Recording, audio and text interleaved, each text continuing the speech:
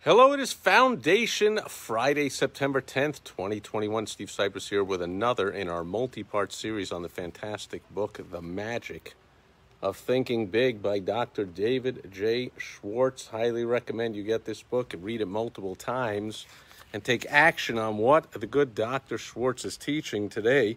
He's teaching us 4 ways to develop the big thinker's vocabulary.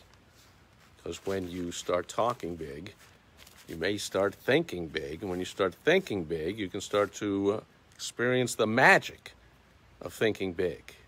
So 4 ways. Number 1, use big, positive, cheerful words and phrases to describe how you feel. Whenever someone asks how you're feeling, say, I feel absolutely fantastic, thank you. How are you doing? Instead of this nonsense, I'm okay under the circumstances, well, you know, I'm surviving, I'm above ground.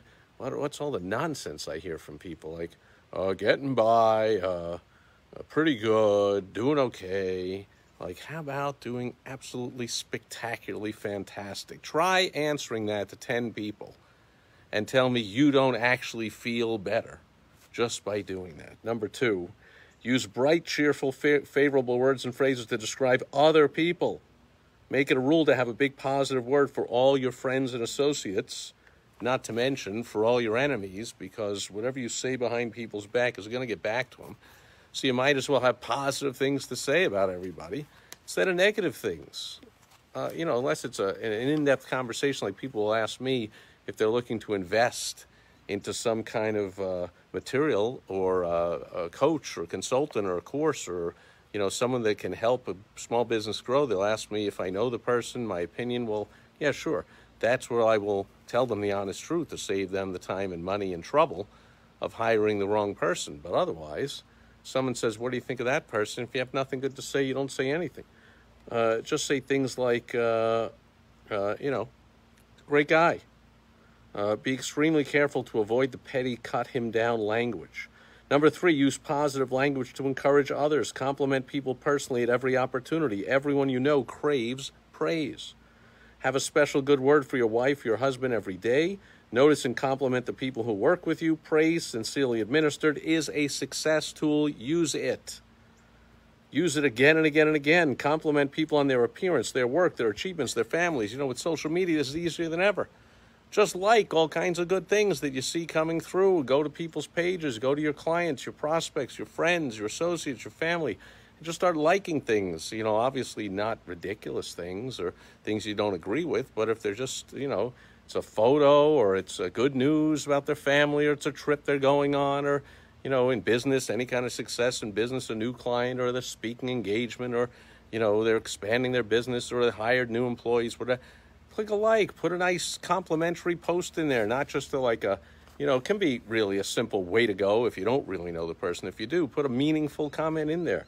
Okay, it helps people. It'll help you because it'll help you to think bigger. And number 4, use positive words to outline plans to other people.